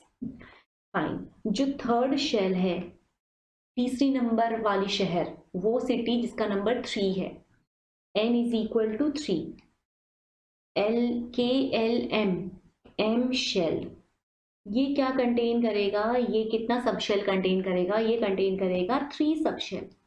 समझ गए हो बात को। तो नंबर ऑफ सब शेल, एक शहर में कितने कॉलोनीज होंगे उतना ही जितना शहर का नंबर है। ठीक है, ओके। एक शहर में कितने घर होंगे, n²। एक शहर में कितने इलेक्ट्रॉन्स होंगे, 2n²। I hope you get it. ठीक है, नाउ हम प्रिंसिपल क्वांटम नंबर को समझ चुके हैं। अब हम आ जाते हैं सेकेंडरी क्वांटम नंबर की तरफ। Secondary quantum number, secondary quantum number को हम सब्सिडियरी क्वांटम नंबर भी कहते हैं, और इसे हम एजीम्यूथल क्वांटम नंबर भी कहते हैं। ओके, सेकेंडरी क्वांटम नंबर और सब्सिडियरी क्वांटम नंबर और एजीम्यूथल क्वांटम नंबर्स। फाइन, ठीक है। अब ये जो एजीम्यूथल क्वांटम नंबर है या सेकेंडरी क्वांटम नंबर है, इसके लिए नोटेशन क्या होता है, तो इसके लिए जनरल नोटेशन है L, जनरल नोटेशन। ठीक है, अब देखते हैं। अगर कभी भी, मैंने आपको बताया था हर एक क्वांटम नंबर के लिए एक अल्फाबेटिक और एक न्यूमेरिक नोटेशन फिक्स्ड है। अगर हम कभी कहें L की वैल्यू कहाँ से शुरू होती है, L की वैल्यू बच्चों शुरू होती है 0 से। अगर L 0 है तो L इज इक्वल टू 0 लिखोगे, या फिर उसे आप लिख सकते हो S, हम सबशेल पढ़ रहे हैं ना, L का मतलब सबशेल होता है, सबशेल को L से डिनोट किया जाता है, स्मॉल l से। तो S सबशेल बोले या फिर L इज इक्वल टू 0 बोले, एक ही बात है। ठीक है, L इज इक्वल टू 1 बोलो, मतलब secondary quantum number is equal to 1 बोलो, या फिर P सबशेल बोलो, एक ही बात है। L इज इक्वल टू 2 बोलो या फिर D सबशेल बोलो, एक ही बात है। L इज इक्वल टू 3 बोलो या फिर F सबशेल बोलो, एक ही बात है। और एक है लेकिन इसके एलिमेंट्स नहीं है हमारे पास, L इज इक्वल टू 4 बोलो या G सबशेल बोलो, एक ही बात है। SPDF, यहाँ तक आपको आना है, ये आने की जरूरत नहीं है। तो L is equal to 0, 1, 2, 3, L की वैल्यू 0 से स्टार्ट होती है, 1 से स्टार्ट नहीं होती है। L इज इक्वल टू 0 बोले तो S subshell, P subshell, D subshell, F subshell. Okay, ठीक है। L की value, value of L for a particular shell, value of L for a particular shell का मतलब small n, ranges from 0 to n-1। ठीक है, इसका मतलब है कि अगर n की वैल्यू 1 है मतलब कौन सा शेल है ये, के शेल है, के शेल है, एन की वैल्यू 1 है। तो इसमें जो सब शेल होगा, इसमें जो सब शेल होगा उसकी वैल्यू कहाँ से कहाँ तक होगी, 0 to n minus 1, मतलब 0 to 1 minus 1 मतलब 0। ठीक है, तो n इज इक्वल टू 1 में एक सब शेल है जिसका नाम क्या है, l इज इक्वल टू 0 या बोले तो s। ठीक है, ओके, थोड़ा और आगे बढ़ते हैं। n का मतलब समझते हो ना, n का मतलब क्या होता है, कौन सा, कंप्लीट, पूरा पूरा शहर कहते हैं n को। और जो l है वो क्या होता है, l का मतलब है एक शहर के अंदर जो कॉलोनी है या फिर जो आपके सेक्टर्स हैं वो, है ना। तो n इज इक्वल टू 1 जो शहर है उसमें सिर्फ एक सब शेल है l इज इक्वल टू 0 नाम का। ठीक है, आगे बढ़ो। n is equal to 2, n is equal to 2 बोले तो के एल शेल, ये शेल है और ये सब शेल है। Okay, l is equal to, बताइए l की वैल्यू कहाँ से कहाँ तक रेंज करेगी, 0 to n minus 1 रेंज करेगी, और n की वैल्यू कितनी है, 2 है, तो 0 to 2 minus 1 रेंज करेगी, मतलब 0 to 1 रेंज करेगी। तो l की वैल्यू क्या होगी, 0 होगी, और l की वैल्यू क्या होगी, 1 होगी। तो बताओ n इज इक्वल टू 2 में कितने सारे सबशेल आए, 2 सबशेल आए, किस किस नाम वाले, n इज इक्वल टू 0 और l इज इक्वल टू 0 और l इज इक्वल टू 1 वाले, इनका नाम क्या होगा, l इज इक्वल टू 0 बोले तो s और l इज इक्वल टू 1 बोले तो p। मतलब n इज इक्वल टू 2 जो शेल है उसमें 2 सब शेल हैं, किस किस नाम के, s और p नाम के। ठीक है, चलो आगे बढ़ जाओ। n इज इक्वल टू 3 में आ जाते हैं। n इज इक्वल टू 3 का मतलब कौन सा शेल होगा, k l m, है ना, m शेल। इसमें बताइए l की वैल्यू कितनी होगी, l की वैल्यू कहाँ से कहाँ तक रेंज करेगी, 0 to n minus 1, मतलब 0 to 2, 0 1 और 2। ठीक है, 0 1 2, 0 बोले तो कौन सा सबशेल, s p और d सबशेल। इसका मतलब जो n is equal to 3 shell है उसमें कितने सबशेल हैं, 3 सबशेल हैं, उनका नाम क्या क्या है, s p और d, है ना, s p और d, समझ गए। ठीक है, n इज इक्वल टू 3 में, n इज इक्वल टू 3 में, ये तो हो गया। n इज इक्वल टू 4 में आते हैं, n इज इक्वल टू 4 में बताओ वैल्यू कहाँ से कहाँ तक होगी, 0 1 2 3 होगी, l इज इक्वल टू 0, फिर 1, फिर 2 और फिर 3 होगी वैल्यू, राइट, करेक्ट। ठीक है, नाम क्या क्या होगा इन सब का, अगर हम अल्फाबेटिकली बोले तो सबशेल ये हो गया s, ये हो गया p, ये हो गया d और ये हो गया f, s p d f। Okay, समझ गए। ठीक है, n इज इक्वल टू 5 में जाओगे तो क्या मिलेगा, 0 1 2 3 4, मतलब s p d f g, कोई दिक्कत नहीं। तो बच्चों n इज इक्वल टू 1 में सिर्फ एक सबशेल है, n इज इक्वल टू 2 में 2 सबशेल है, n इज इक्वल टू 3 में 3 सबशेल है, n इज इक्वल टू 4 में 4 सबशेल है। और उन सबशेल के नेम क्या क्या है, पहले वाले में s है, तो n इज इक्वल टू 1 में मतलब पहला शेल में सिर्फ s होता है, s सबशेल होता है, बस एक ही कॉलोनी है, s उसका नाम है। जो second n is equal to 2 shell जो है उसमें 2 कॉलोनी है, उनका नाम क्या क्या है, s p। n is equal to 3 में 3 सबशेल होते हैं, s p d। n is equal to 4 में 4 सबशेल होते हैं, s p d f। I hope you got it. ठीक है,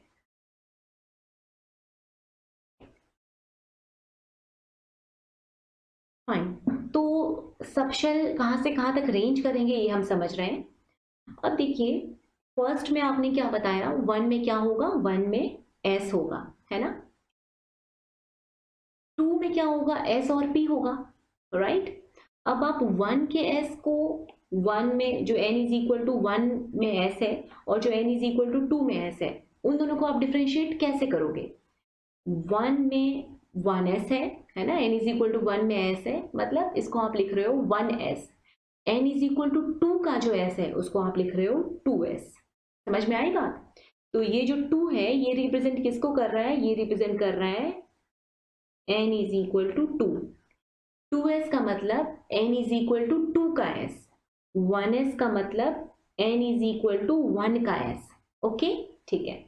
2 में और क्या होता है, 2p भी होता है, ठीक है। 3 में क्या क्या होता है बच्चों, 3s होता है, 3p होता है, 3d होता है। 1s 2s और 3s का क्या मतलब, 1s का मतलब है s सब शेल तो है, लेकिन किसका s सब शेल है, फर्स्ट शेल का। 2s का मतलब s सब शेल तो है सेकेंड शेल का। 3s का मतलब s सब शेल है थर्ड शेल का। ओके, ये n इज इक्वल टू 3 को रिप्रेजेंट कर रहा है। 3s 3p 3d। फोर्थ में क्या पॉसिबल है बच्चा, फोर्थ में पॉसिबल है 4s 4p 4d 4f। समझ गए। 5 में क्या पॉसिबल होगा, 5f 5p 5d 5f 5g। 5 जो सामने लिख रहे हो वो क्या बता रहा है, शेल का नंबर बता रहा है, जिसको बिलोंग करता है वो पर्टिकुलर सब शेल। ठीक है, तो मैं एक बार लिख देती हूँ। 1s का मतलब क्या, 1s का मतलब 1s implies s subshell of s subshell of first shell. Okay, ठीक है। 2s का मतलब s subshell of second shell. 3s का क्या मतलब, s subshell of third shell. 4s का क्या मतलब, s subshell of fourth shell. समझ में आ गई ये बात। ओके, नाउ नाउ नाउ हम समझ गए कि हमारा जो सबशेल है वो कहाँ से कहाँ तक रेंज करेगा, उसका नाम क्या होगा, अल्फाबेटिकली नाम क्या होगा, उसको क्या बुलाओगे, है ना। अब थोड़ा नंबर्स देख लेते हैं। तो जो आपके शेल होते हैं ना, मैंने तो ये आपको बता ही दिया है। वन शेल में कितने सब शेल होते हैं, वन शेल कंटेन्स, ऐसे लिखते हैं इसको, nth शेल कंटेन्स n सब शेल्स। ओके, ठीक है। Now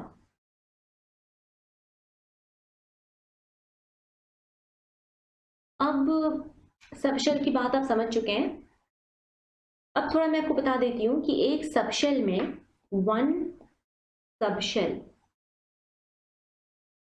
contains how many orbitals, ठीक है, और one subshell contains how many electrons. देखो ऑर्बिटल जितना होगा, ऑर्बिटल तो घर होता है ना इलेक्ट्रॉन का, तो ऑर्बिटल जितना होगा इलेक्ट्रॉन उससे डबल हो पाएंगे।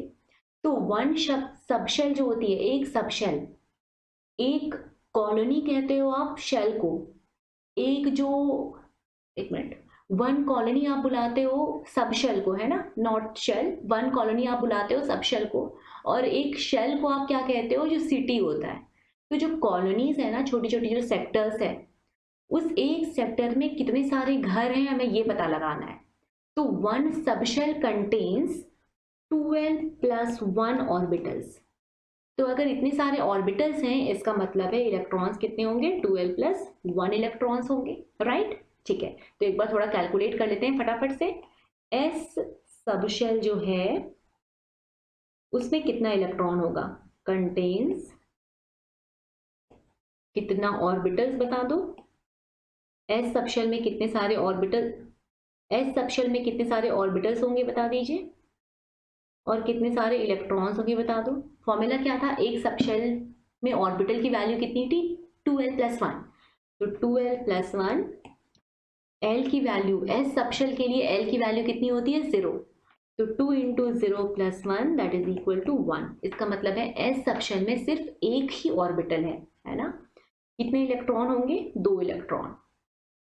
पी सबशेल में, पी सबशेल में कितने सारे ऑर्बिटल्स होंगे, पहले ये बताइए। पी सबशेल में कितने सारे ऑर्बिटल्स होंगे, पी सबशेल में होंगे कितने सारे घर, 2 into L plus 1, 2 into P की वैल्यू कितनी होती है, L is equal to 1, 2 into 1 plus 1 that is equal to 3। ठीक है, अगर पी सबशेल में 3 ऑर्बिटल है तो इलेक्ट्रॉन कितना होगा, 6 होगा। ठीक, नाउ डी सबशेल को चेक कर लो। 2 into L plus 1 that is equal to 2 into D की वैल्यू, डी में एल की वैल्यू कितनी होती है, 2 होती है, 2 plus 1 that is equal to 5। Number of electron कितना हो जाएगा, 10। समझ में आ गया? तो डी सबशेल, पी सबशेल और एस सबशेल इन सभी की आपस में है बात, ठीक। नाउ तो एक बार बस देख लो ऊपर ऊपर, अभी इसको हम डिटेल में पढ़ने वाले हैं नेक्स्ट टॉपिक में। तो एस सबशेल में एक ऑर्बिटल, पी सबशेल में 3 ऑर्बिटल, डी सबशेल में फॉर्मूला से कितना आया 5 ऑर्बिटल, 1 3 5, ठीक। एफ निकालोगे तो पता है कितना आएगा, एफ भी निकाल ही लो आप यहाँ पे, एफ ऑर्बिटल निकालोगे तो कितना आएगा पता है, एफ के लिए एल की वैल्यू कितनी होगी 3 होगी, है ना। तो 2 into 3 plus 1 that is equal to 7, electron कितना आएगा 14। तो एस में घर कितना होता है, ऑर्बिटल कितने होते हैं 1, पी में 3, डी में 5, एफ में 7, इलेक्ट्रॉन्स डबल डबल होते जाएंगे। एस में 2 इलेक्ट्रॉन हो सकते हैं मैक्सिमम, पी में 6 इलेक्ट्रॉन हो सकते हैं मैक्सिमम, डी में 10 इलेक्ट्रॉन्स हो सकते हैं मैक्सिमम, और एफ में 14 इलेक्ट्रॉन्स हो सकते हैं मैक्सिमम।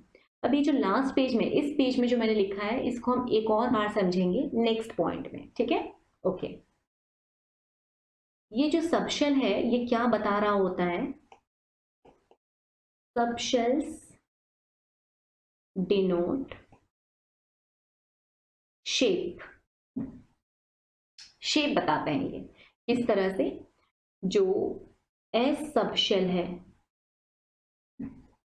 उसकी शेप क्या होती है स्फेरिकल, ठीक है। पी सबशेल जो होता है उसकी शेप होती है डम्बेल, डम्बेल स्फेरिकल तो आप जानते हो, डम्बेल जानते हो ना, डम्बेल, ओके। डी सबशेल की शेप होती है डबल डम्बेल, डबल डम्बेल, एक डम्बेल और एक और डम्बेल, ठीक है। S subshell spherical, P subshell dumbbell, D subshell की शेप होती है डबल डम्बेल, और एफ सबशेल की शेप होती है complex leaf like, leaf like. तो ये सारे जो शेप्स हैं वो हम अभी पढ़ने वाले हैं, लिखने वाले हैं। अभी के लिए आप ध्यान रखेंगे एस सबशेल पी डी की शेप का नाम क्या क्या है, स्फेरिकल, डम्बेल, डबल डम्बेल, ठीक है। ओके, तो ये सारी बातें हो गई हमारे सबशेल की। तो आपको पता चल गया है ना, एक शेल में कुछ सबशेल होते हैं और एक सबशेल के अंदर घर होते हैं बहुत सारे जिनको आप ऑर्बिटल्स बोलते हो, ठीक है। तो शेल मतलब प्रिंसिपल क्वांटम नंबर, सबशेल का मतलब सेकेंडरी क्वांटम नंबर, और अब थर्ड में हम आ जाते हैं magnetic quantum number, magnetic quantum number small m से डिनोट करते हैं। ये क्या बताता है, ये बताता है ऑर्बिटल्स। तो पहला वाला बताया था शेल, दूसरा वाला बताया था सबशेल, और तीसरा वाला quantum number magnetic quantum number बताते हैं हम लोगों को ऑर्बिटल्स, ठीक है। ऑर्बिटल्स का मतलब क्या होता है, इलेक्ट्रॉन, देखो आप जब शेप डिफाइन करते हो ना, आपने जब डिफाइन कर दिया कि एस की शेप स्फेरिकल है, इसका मतलब है कि इलेक्ट्रॉन के मिलने की पॉसिबिलिटी जो है वो हर डायरेक्शन में है, इलेक्ट्रॉन हर डायरेक्शन में बराबर बराबर मिलेगा। तो फिर आप बोल देते हो उस रीजन को कि ये जो रीजन है ये स्फेरिकल है, जहां इलेक्ट्रॉन के मिलने की प्रोबेबिलिटी है। अगर मान लो इलेक्ट्रॉन के मिलने की प्रोबेबिलिटी इस रीजन में रहे, इस टाइप से एक रीजन हो और उसमें इलेक्ट्रॉन की मिलने की प्रोबेबिलिटी हो, तो आप बोलोगे कि इलेक्ट्रॉन की मिलने की जो पॉसिबिलिटी है वो बीच के रीजन में नहीं है और साइड के रीजन में ज्यादा है। इसका मतलब इलेक्ट्रॉन की मिलने की जो पॉसिबिलिटी है वो एक डम्बेल रीजन में है, ठीक है। अगर इलेक्ट्रॉन की मिलने की पॉसिबिलिटी कुछ इस तरह के रीजन में हुई, इलेक्ट्रॉन ये वाले रीजन में प्रेजेंट है, फिर बीच में नहीं है, फिर इधर प्रेजेंट है, फिर इस रीजन में प्रेजेंट है और यहाँ पर प्रेजेंट है, तो आप बोलेंगे इलेक्ट्रॉन के मिलने की पॉसिबिलिटी डबल डम्बेल रीजन में है, ठीक है। तो इलेक्ट्रॉन की मिलने की पॉसिबिलिटी किस किस टाइप के रीजन में है ये तो हम लोगों को सबशेल से समझ में आ जाता है, डम्बेल, डबल डम्बेल, ठीक है, या स्फेरिकल।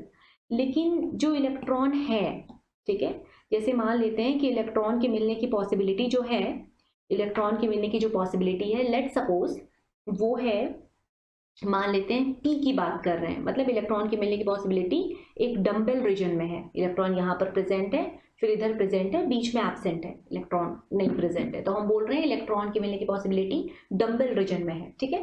तो डम्बेल रीजन में जो इलेक्ट्रॉन की मिलने की पॉसिबिलिटी है, अब मैग्नेटिक क्वांटम, ये तो आपको किसने बताया, ये तो आपको बता दिया सेकेंडरी क्वांटम नंबर। अब मैग्नेटिक क्वांटम नंबर आपको ये बताएगा कि ये जो डम्बेल शेप्ड रीजन है ये एक्स एक्सिस के अबाउट ओरिएंटेड है या वाई एक्सिस के अबाउट ओरिएंटेड है या फिर जेड एक्सिस के अबाउट ओरिएंटेड है। तो एग्जैक्टली ओरिएंटेशन क्या है, उन इलेक्ट्रॉन्स के मिलने की प्रोबेबिलिटी वाली जो रीजन है उसकी एग्जैक्ट ओरिएंटेशन क्या है विद रिस्पेक्ट टू एक्सिस, ये आपको बताता है मैग्नेटिक क्वांटम नंबर। ठीक है, तो मैग्नेटिक क्वांटम नंबर डिफाइन क्या करता है, ये डिफाइन करता है orientation of probability of finding electrons, orientation बताता है ये। ठीक है ना, with respect to axis, with respect to axis. ठीक है, ओके। नाउ हम इसे डिनोट करते हैं स्मॉल m से, ये तो मैंने आपको बता दिया। वैल्यू ऑफ m, जैसे L की वैल्यू कहां से कहां तक थी, 0 to n-1 थी, उसी तरह से m की जो वैल्यू होती है वो ranges from +L to -L, +L से लेकर -L तक वैल्यू होती है m की। तो m जो है ऑर्बिटल जो है वो कहां पर प्रेजेंट है, सबशेल के अंदर प्रेजेंट है। ठीक है, तो सबशेल के रेफरेंस में फिर हम बताएंगे स्मॉल m की वैल्यू। चलिए देखते हैं, अगर मान लो सबशेल S है, S सबशेल को क्या बोलते हो, L इज इक्वल टू 0 बोलते हो ना। ठीक है, S सबशेल बोले या फिर L इज इक्वल टू 0 बोले, एक ही बात है। ओके, ठीक, बताइए इसमें m की वैल्यू कहां से कहां तक होगी, +L to -L, ये तो L इज इक्वल टू 0 है, इसका मतलब m की वैल्यू होगी सिर्फ एक 0। ठीक, नाउ अगर मान लो p सबशेल की बात करें, यहाँ सबशेल है और यहाँ है orbital. Okay, m is equal to 0। Now अगर हम p सबशेल की बात करें तो क्या होगा, l की वैल्यू कितनी होगी, p में l की वैल्यू कितनी होगी, p में होगी l की value l is equal to 1, खुद आप p बोलते हो, p सबशेल बोलते हो। ओके, m की वैल्यू कहां से कहां तक होगी, +L से -L, मतलब +1 to -1। Okay, +1 m is equal to +1 होगा, m इज इक्वल टू 0 होगा और m इज इक्वल टू -1 होगा, कोई दिक्कत नहीं है इसमें। ठीक है, तो अगर सबशेल p की बात हो रही है तो हर एक p सबशेल में, जितने भी p सबशेल हैं उन सभी में m की वैल्यू +1, 0 और -1 होगी। ये 3 तरह के ऑर्बिटल होंगे p सबशेल में। s सबशेल में सिर्फ एक तरह का ऑर्बिटल होगा, तो s सबशेल कंटेन्स सिर्फ एक तरह का ऑर्बिटल, p कंटेन्स 3 ऑर्बिटल्स। ठीक है, और अगर मान लो d की बात कर लें, अगर हम d की बात कर लें तो d में l इज इक्वल टू 2 होता है, तो इस केस में m की वैल्यू कितनी आएगी, +2 to -2, मतलब d में, मतलब अगर हम d की बात करें तो उसमें m कितना सारा आएगा, टोटल मिलाकर 5 ऑर्बिटल होंगे d में। ठीक है, m is equal to +2, m is equal to +1, m is equal to 0, m is equal to -1, m is equal to -2। ये सारे ऑर्बिटल्स होंगे d सबशेल में। m इज इक्वल टू +1 एक ऑर्बिटल का नाम है, दूसरे ऑर्बिटल का नाम है m इज इक्वल टू +1, एक का नाम +2, एक का नाम 0, एक का नाम -1, एक का नाम m इज इक्वल टू -2। समझ गए हो, तो ये सारे ऑर्बिटल्स हैं जो अलग अलग सबशेल में प्रेजेंट हैं। मैंने आपको पहले भी कैलकुलेशन करके बताया था कि s सबशेल में एक ऑर्बिटल होता है, p में 3 ऑर्बिटल होता है, d में 5 ऑर्बिटल होते हैं। अभी आप वैल्यू से भी देख रहे हो कि s में सिर्फ एक ऑर्बिटल होता है, p में 3 ऑर्बिटल होते हैं, d में 5 ऑर्बिटल होते हैं। ओके, आप वो फॉर्मूला लगाओ 2l+1, या फिर आप यहां से देखो, एक ही बात है। ठीक है, same answer. Now m is equal to, मैंने आपसे ये कहा ना, हमेशा अल्फाबेटिकल और as well as numerical notation होती है, तो सबशेल का तो आप सीख चुके हैं, ऑर्बिटल का सीख लेते हैं। m इज इक्वल टू 0 का मतलब क्या होता है, m इज इक्वल टू 0, इसके करस्पॉन्डिंग अल्फाबेटिकल नोटेशन क्या होगा, s ही होगा, s, और कुछ नहीं, m is equal to 0, s। Now m is equal to +1, ये किसको बिलोंग कर रहा है, p वाले की बात कर रहे हैं, p वाले की बात कर रहे हैं। ठीक है, okay, m is equal to +1 हम बोलेंगे p x। Okay, m is equal to 0 को हमेशा बोलेंगे pz, m is equal to 0 fixed है, इसको हमेशा ही pz बोलेंगे। बाकी जो +1 और -1 वाला है उसको डिपेंडिंग ऑन आप दूसरे वाले को क्या बोले हो, पहले वाले को आप उसका जस्ट अपोजिट बोलना। मतलब अगर ऊपर वाले को मैंने px बोल दिया है तो नीचे वाले को क्या बोलूंगी, py बोलूंगी। ठीक है, अगर मान लो मैं नीचे वाले को px कहती तो फिर ऊपर वाले को py कहती, लेकिन pz हमेशा फिक्स रहेगा। pz का मतलब होता है m इज इक्वल टू 0। ठीक है, fine. m is equal to +1 या m is equal to -1, px py दोनों में से कुछ भी हो सकता है। ठीक है, एक px तो दूसरा py, ऊपर वाला py तो नीचे वाला px। ओके, ठीक है। Now coming to dl is equal to 2। d की अगर बात होगी तो टोटल नंबर ऑफ ऑर्बिटल्स कितने होंगे, 5 होंगे, है ना। m इज इक्वल टू 0 हमेशा असाइंड होगा dz² को, तो m इज इक्वल टू 0 बोलो। d का जो m इज इक्वल टू 0 है उसका नाम क्या है, dz² नाम है। तो d का जो m इज इक्वल टू 0 है उसका नाम है dz²। जो p का m इज इक्वल टू 0 है उसका नाम है pz, और जो s का m इज इक्वल टू 0 है उसका नाम है s। ठीक है, ओके। d के m इज इक्वल टू 0 का नाम फिक्स्ड है dz²। Fine. Now m is equal to +2 और m इज इक्वल टू -2 को आप इंटरचेंज कर सकते हो। इसका मतलब है dxy बोलो तो इसको क्या बोलोगे, dx² -y²। ठीक है, अगर आप ऊपर वाले को dx² -y² बोल देते हैं तो फिर नीचे वाले को क्या बोलेंगे, आप dxy बोलेंगे। ओके, तो dxy या फिर dx² -y² इंटरचेंजेबली यूज होता है किसके लिए, +2 या -2 के लिए।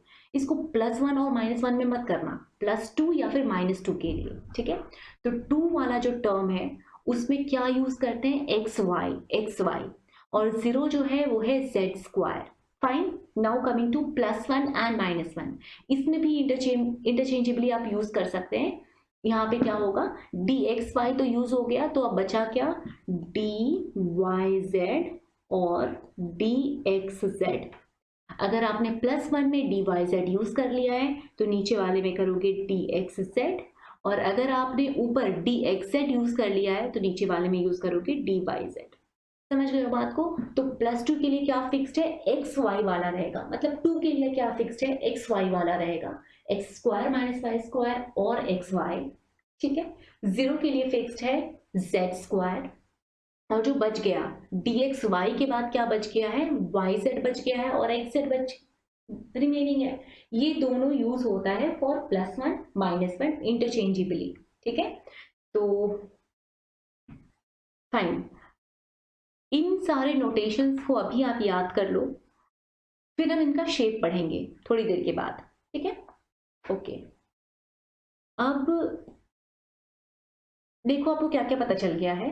अगर मैं आपसे कभी कहती हूं 3px तो इसका मतलब क्या, थर्ड शेल के p सब शेल की px ऑर्बिटल की बात हो रही है। ठीक है, ओके। कभी मैं आपसे कहती हूँ 3dz² तो उसका मतलब क्या, थर्ड शेल के d सब शेल की dz² ऑर्बिटल की बात हो रही है। ओके, तो मैं एक बार नोटेशन लिख देती हूँ। इलेक्ट्रॉनिक कॉन्फ़िगरेशन इस तरह से लिखा जाता है। अभी आपको कुछ नहीं करना, अभी आपको बस उतना ही समझना है जितना मैं समझा रही हूँ। ठीक है ना, तो अगर हम लिखते हैं 3px तो इसका मतलब क्या होता है, इसका मतलब होता है शेल कौन सा है, 3 है। सब शेल कौन सा है, p है, और जो ऑर्बिटल है कौन सा है, px ऑर्बिटल है।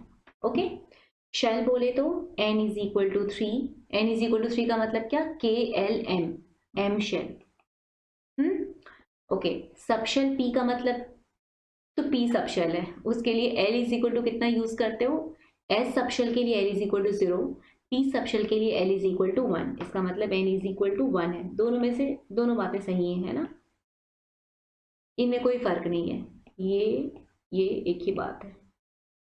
नाउ ऑर्बिटल अगर px बोला हुआ है तो इसको आप और क्या कह सकते हो, m is equal to, orbital को कौन डिनोट करता है, स्मॉल m डिनोट करता है, और आप क्या कह सकते हैं, small m is equal to px के लिए क्या बोलोगे, 0 तो नहीं बोलोगे ना, या तो +1 बोलोगे या फिर -1 बोलोगे। समझ में आ गई बात? ठीक है। कभी अगर दिया रहे 4dz², तो इसका मतलब क्या है? शेल कौन सा है? शेल कौन सा है? फोर्थ है, फोर्थ शेल है। फोर्थ शेल का मतलब KLMN, एन शेल है, ठीक है। Okay, coming to subshell. Subshell कौन सा है? डी है, डी। डी सब शेल के लिए और क्या बोलते हो? L is equal to SPD, मतलब 0 1 2। ओके, ऑर्बिटल कौन सा है? ऑर्बिटल बोले तो dz²। m is equal to dz² के लिए m कितना होता है? 0। तो dz² बोलो या फिर m बोलो, एक ही बात है। आई होप आप समझ गए हो इस नोटेशन को कैसे लिखा जाता है ना? ठीक है, ओके। तो मैग्नेटिक क्वांटम नंबर से हमें ये सारी इंफॉर्मेशन मिल गई थी। अब जो जो आपका श्रोडिंगर इक्वेशन था, उसमें जो साई थी वो आपको इन तीनों की वैल्यू दे रही थी, ठीक है, तीनों क्वांटम नंबर की, मतलब n की भी, फिर l की भी और फिर m की भी। तो श्रोडिंगर को सॉल्व करने पे, साई को सॉल्व करने पे हमें n, l और m इनकी इंफॉर्मेशन मिल गई थी।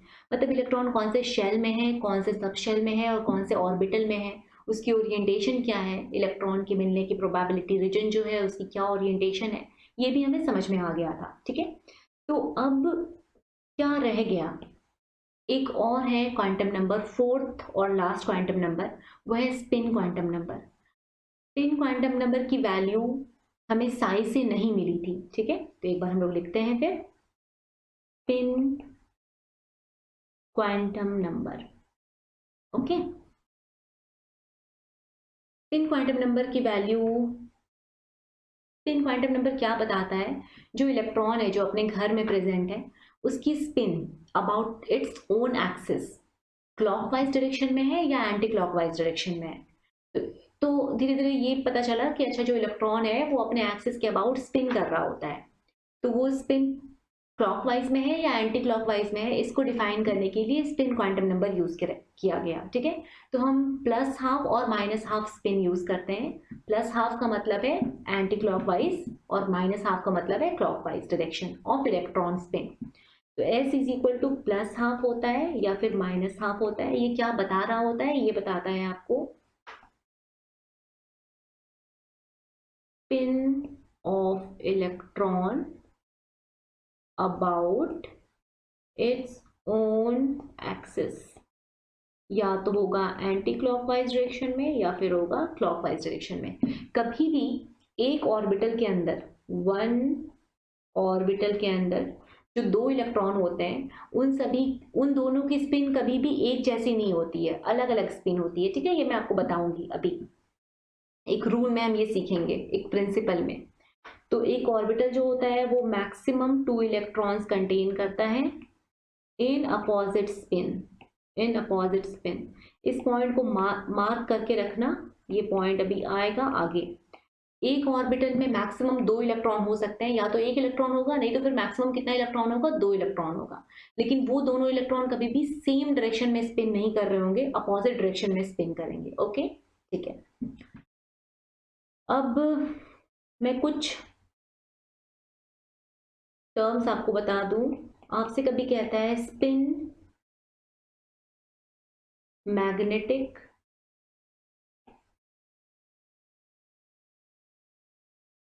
Spin angular momentum, spin angular momentum calculate करने को, तो उसके लिए क्या करोगे? Under root S into S plus 1 H upon 2 pi. ये फॉर्मूला है स्पिन एंगुलर मोमेंटम को कैलकुलेट करने का। Under root S into S plus 1 H upon 2 pi. H upon 2 pi root के बाहर है और एस की वैल्यू हमेशा प्लस हाफ पुट करना है while calculating spin angular momentum. Spin angular momentum, आपको पता है ना एंगुलर मोमेंटम क्या होता है? एक इलेक्ट्रॉन जब घूम रहा होता है सर्कुलर पाथ में, तो उस सर्कुलर पाथ के कारण जो उसकी मोमेंटम होती है, राइट। एक इलेक्ट्रॉन जब लीनियर पाथ फॉलो करता है तो उस लीनियर मोशन के कारण जो उसकी मोमेंटम होती है उसको क्या बोलते हो? Linear momentum. घूम रहा है तो सर्कुलर पाथ के कारण जो मोमेंटम होगी उसको क्या बोलते हो? एंगुलर मोमेंटम, ठीक है ना। उसी तरह से जब खुद अपने एक्सिस के अबाउट स्पिन कर रहा है तो उस स्पिन के कारण जो उसकी मोमेंटम रहेगी उसको क्या बोलेंगे? Spin angular momentum. उसकी वैल्यू कितनी होती है? Under root S into S plus 1 H upon 2 pi. S जो है ना उसको हमेशा कितना पुट करोगे, +½ पुट करोगे। ओके, ऑलवेज ऑलवेज मोमेंटम निकालते वक्त एस की वैल्यू +½ पुट करेंगे। तो वो कितना बनेगा, +½ को मल्टीप्लाई करोगे 1 +½ से, मतलब 1.5 से। इट मीन्स ये आपका आ गया है, आप कैलकुलेट कर लो यहाँ पे, आप हाफ को मल्टीप्लाई कर रहे हो विथ 3/2, h/2π। ठीक है, तो रूट तो 3 रह जाएगा, हमेशा इसकी वैल्यू यही आएगी, इसलिए मैंने लिख दिया इसको अलग से, h/2π, h/4π बन गया। ठीक है, ओके। तो ये स्पिन एंगुलर मोमेंटम है। मैं सारे एंगुलर मोमेंटम को एक साथ लिखना चाहती थी, इसलिए मैंने इंडिविजुअली नहीं लिखा कहीं पर। फर्स्ट स्पिन एंगुलर मोमेंटम इस तरह से निकाला जाता है। ओके, फिर होता है second orbital angular momentum. Orbital angular momentum को निकालने के लिए एक फॉर्मूला यूज करते हैं, √L × L+1 h/2π। Orbital angular momentum को निकालने के लिए फॉर्मूला होता है √L × L+1 h/2π। मतलब जब इलेक्ट्रॉन अपने घर में प्रेजेंट है, तो वो जो घर है, मतलब इलेक्ट्रॉन के मिलने की जो प्रोबेबिलिटी है, वो प्रोबेबिलिटी रीजन भी शिफ्ट होती रहती है। ठीक है, तो ऑर्बिटल एंगुलर मोमेंटम को आप डिफाइन करते हो √L × L+1 h/2π से। L की वैल्यू क्या पुट करोगे ये आप जानते हो, क्या क्वेश्चन दिया है उसको देखकर आप L की वैल्यू पुट करना। जैसे कि मान लो एग्जाम्पल दिया हुआ है equation, calculate orbital angular momentum, orbital angular momentum of 3dz²। ठीक है, 3dz² की ऑर्बिटल एंगुलर मोमेंटम बता दी है, इसमें जो इलेक्ट्रॉन है उनकी। तो ठीक है, फाइन। ऑर्बिटल एंगुलर मोमेंटम का फॉर्मूला आप जानते हो क्या होता है, फॉर्मूला √L × L+1 है ना, √L × L+1 h/2π, राइट। ठीक है, अब L की value in case of D, L की वैल्यू कितनी होगी पता है आपको, L की वैल्यू होती है 2, राइट। S में L की वैल्यू 0, फिर P, फिर D, तो L की वैल्यू 2 होती है इन केस ऑफ D ऑर्बिटल। अब बताओ यहाँ पे आप कितना वैल्यू पुट कर दिए, 2 × 2 + 1 h/2π, कितना आ गया, 6√h/2π। Done.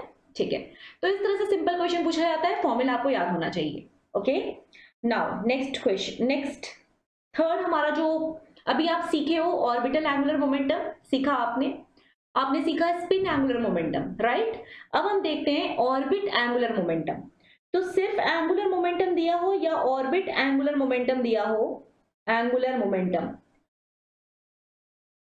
Orbit angular momentum, इसकी वैल्यू याद है, शुरू में मैंने कहा था, बोर ने क्या कहा था, एंगुलर मोमेंटम की वैल्यू कितनी होती है एक ऑर्बिट के अबाउट, जब एक इलेक्ट्रॉन घूम रहा होता है तो वो इंटीग्रल मल्टीपल होती है h/2π के। तो ऑर्बिट एंगुलर मोमेंटम की अभी भी वैल्यू वही है, कितनी है, nh/2π। ऊपर वाला जो था वो था ऑर्बिटल एंगुलर मोमेंटम, ये है ऑर्बिट एंगुलर मोमेंटम, इसकी वैल्यू है nh/2π, where n is principal quantum number. Okay, n यहां पर क्या है, principal quantum number, principal quantum number, ये n है। फाइन, ठीक है। अगर आपसे इसी सेम क्वेश्चन में, पुराना वाला जो क्वेश्चन था उसमें दिया होता कि बताओ 3dz² में आपको बताना है क्या होगी ऑर्बिटल तो आपने अभी बताया, ऑर्बिट करते हैं इसको, ऑर्बिट एंगुलर मोमेंटम। ठीक है, तो 3dz² की ऑर्बिट एंगुलर मोमेंटम कितनी होगी ये आपको बताना है। क्या करोगे उसके लिए, आपको पता है nh/2π होता है, ऑर्बिट एंगुलर मोमेंटम की वैल्यू nh/2π होती है। n क्या होता है, प्रिंसिपल क्वांटम नंबर। यहां पर देखो प्रिंसिपल क्वांटम नंबर कौन सा है, 3 है ना। ये क्या रिप्रेजेंट कर रहा होता है, n को रिप्रेजेंट कर रहा होता है। L कितनी है यहाँ पे, L = 2 है, क्योंकि D की बात हो रही है।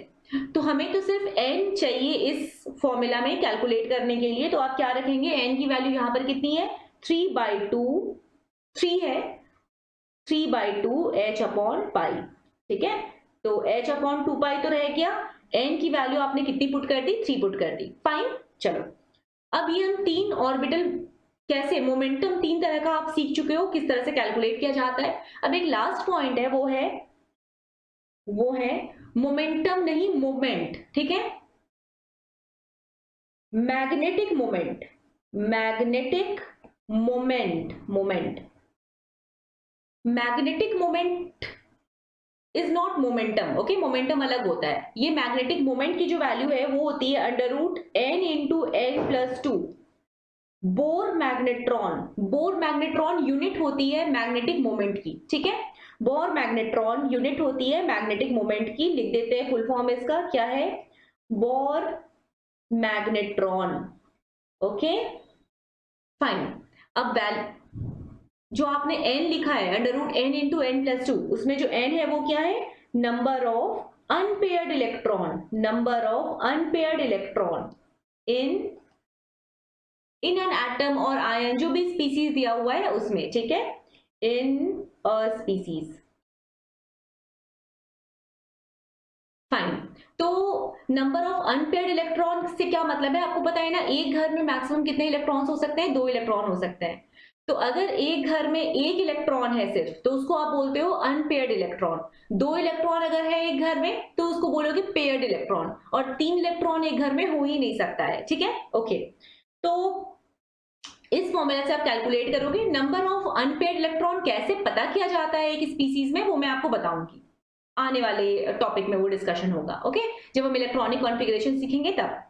तो आज की ये जो लेक्चर थी, क्वांटम नंबर्स और सभी जो मोमेंटम आप कैलकुलेट किए हो, ये बहुत इंपॉर्टेंट है। क्वांटम नंबर्स एक्सट्रीमली इंपॉर्टेंट है। नेक्स्ट लेक्चर हमारी इलेक्ट्रॉनिक कॉन्फ़िगरेशन पे है। इलेक्ट्रॉनिक कॉन्फ़िगरेशन को सीखने से पहले आप जरूर क्वांटम नंबर्स को, इस लेक्चर को एक बार जरूर खुद से अपनी राइटिंग में लिख लेना। कहाँ से लिखोगे, टेलीग्राम चैनल पे पूरा आपको पीडीएफ दिया हुआ है, रीड करके अच्छे से उसको आप नोट डाउन कर लेना अपनी कॉपी में, ओके। तो तब तक के लिए, जब तक हम स्टार्ट नहीं करते इलेक्ट्रॉनिक कॉन्फ़िगरेशन, आप ये काम कंप्लीट करके रखो। Till then all the best, bye bye, thank you.